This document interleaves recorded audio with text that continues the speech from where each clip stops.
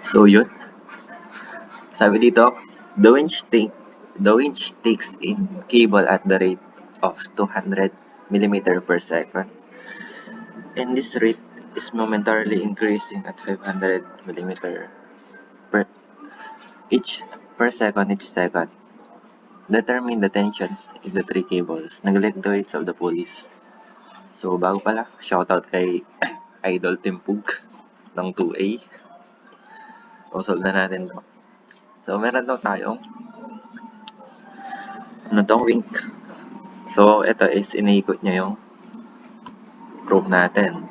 Iniikot niya yan. So habang iniikot niya yan, yung rope natin is pumupunta dito kasi nga pumupulupot siya dun sa part na to. So if yung rope natin is pumupunta dito, which means yung system natin is tumataas, yung mga pulleys natin na to.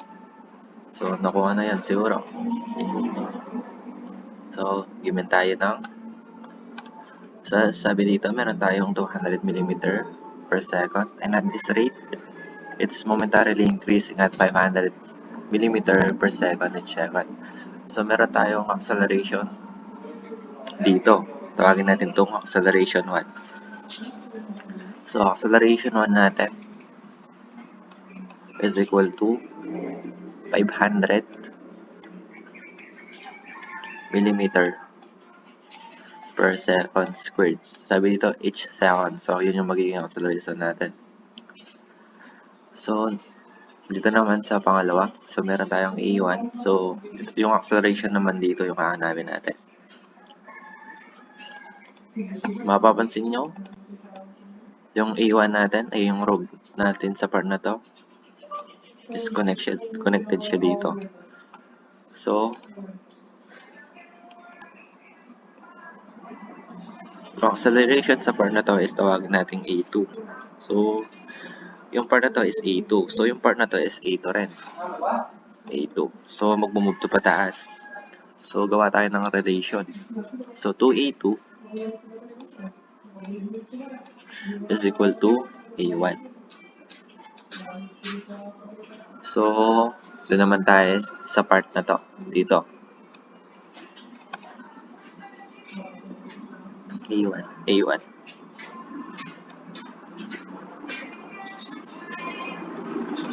Yan. Tapos, sa part naman tayo na to.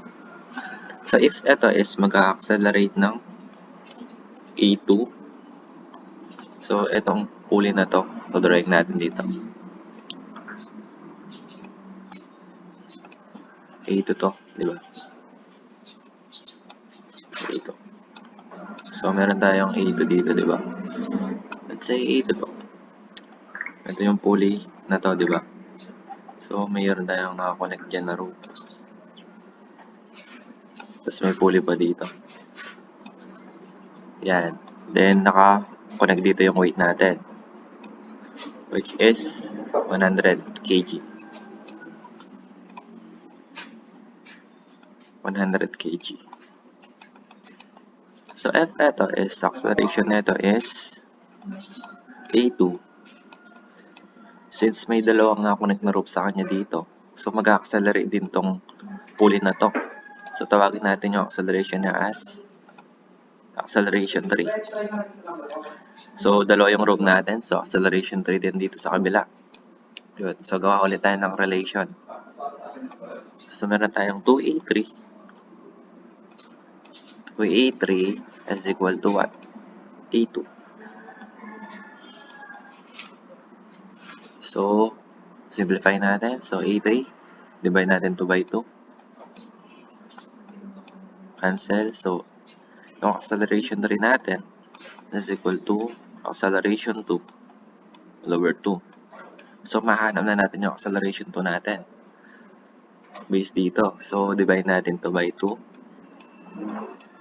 So, acceleration 2 natin is equal to what? Meron tayong, convert pala natin to into meter per second. So, 1 meter is equal to 1,000 millimeter. So, cancel yung unit na millimeter. So, meron tayong 0.5 meter per second squared. 0.5 meter per second squared. So, yun yung A1 natin. So, substitute natin to dito. Meron tayong 0.5 divided by 2 is equal to 0.25. 0.25 meter per second squared. So, yung 0.25, substitute ulit natin dito. So, iter natin is equal to what?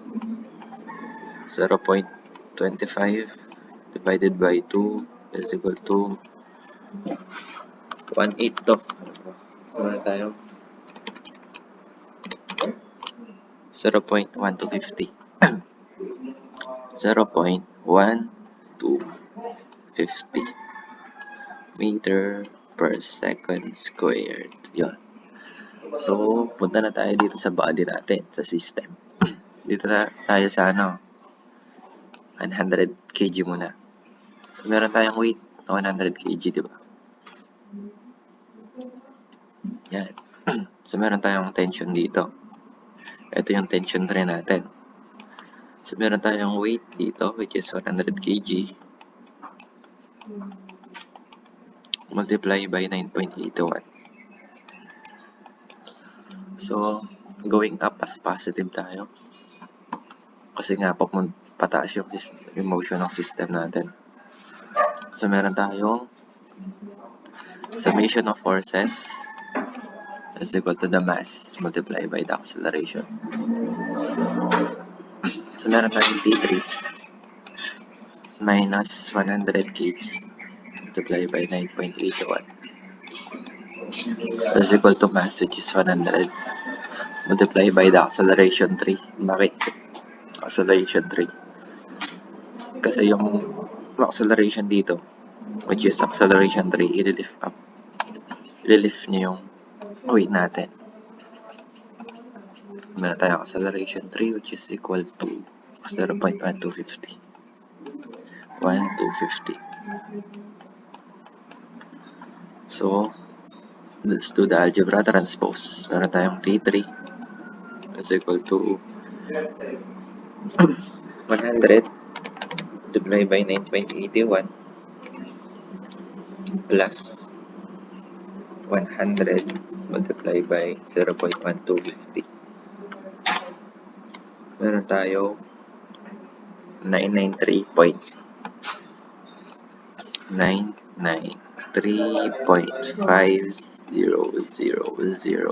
Newton. So, ito yung answer dun sa dito sa cable 3 natin. So, based naman tayo dito sa pulley number sa pulley na to. So, meron tayo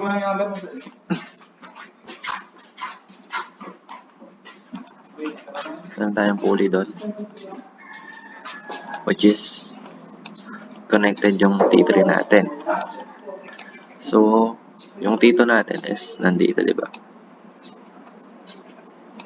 Pataas yan. T2.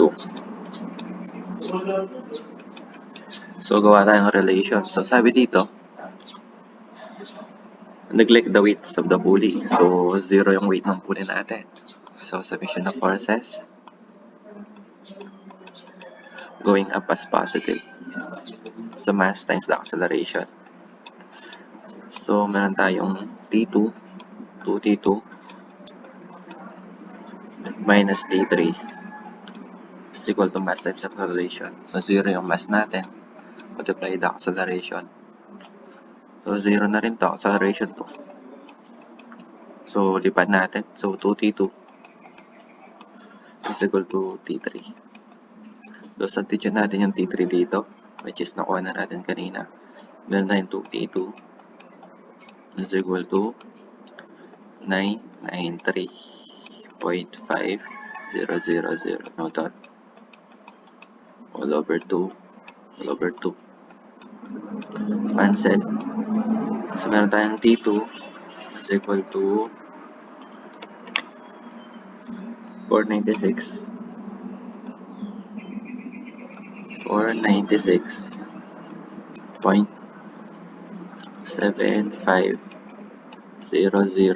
Newton. Ito yung answer dun sa cable 2. Punta naman tayo dito sa cable number 1 natin. Cable number 1. So, dito tayo sa pulley na to.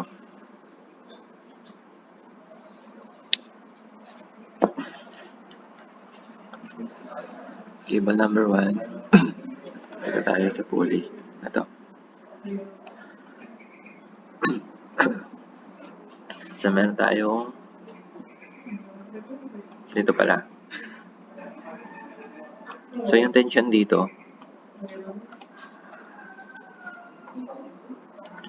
tsaka yung tension dito is same lang. So, dito tayo sa pulley na to. Di ba meron na tayong A2 dito, T2 na pababa. So, meron tayong pulley ulit. Meron tayong T2 dito. So, meron tayong T1. Summation of forces is equals to mass times the acceleration. So, meron tayong 2T1 minus T2 is equal to 0. So, lipat natin. 2T1 is equal to T2. So, substitute natin yung T2 natin. Meron tayong 2T1 is equal to 496.75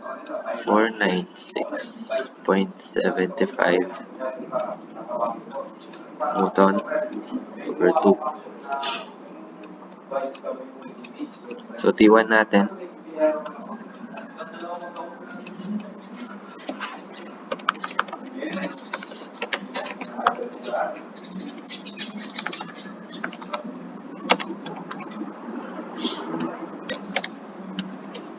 $2.48.3750 to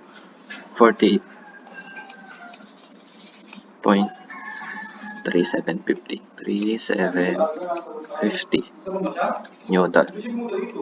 So, ito na yung sagot natin for the tension 1. So, yun na yun.